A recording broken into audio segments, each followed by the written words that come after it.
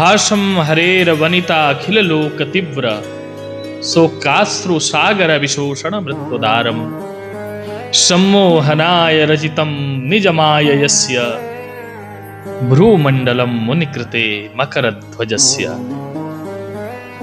शोक सागर रूपी समुद्र में डूब रहे व्यक्ति के कल्याण का साधन क्या है? इस संसार में बहुत से प्राणी शोक रूपी समुद्र में डूब रहे हैं।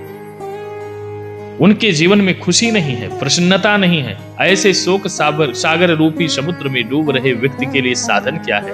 तो श्रीमद् भागवत जी में बड़ा सुंदर वर्णन आता है और कहते हैं, जो व्यक्ति शोक सागर रूपी समुद्र में डूब रहा हो उसे एक काम करना चाहिए।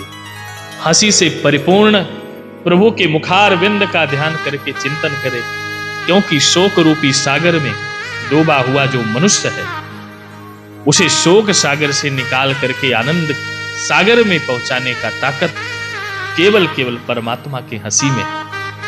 इसका अर्थ है कि भगवान कहना चाहते हैं कि हर पल मुस्कुराओ, सदैव प्रसन्न रहो।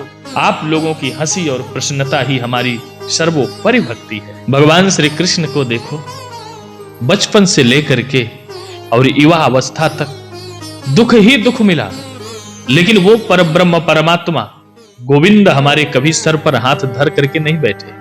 मुस्कुराते रहे, प्रसन्न रहे, हंसते रहे और मुस्कुराते हुए अपने जीवन का सारा कार्य करते रहे। गीता का उपदेश भी दे डाला। इसलिए भगवान की भक्ति यदि करना है और भगवान की कोई सर्वोपरि यदि भक्ति है तो वो क्या है?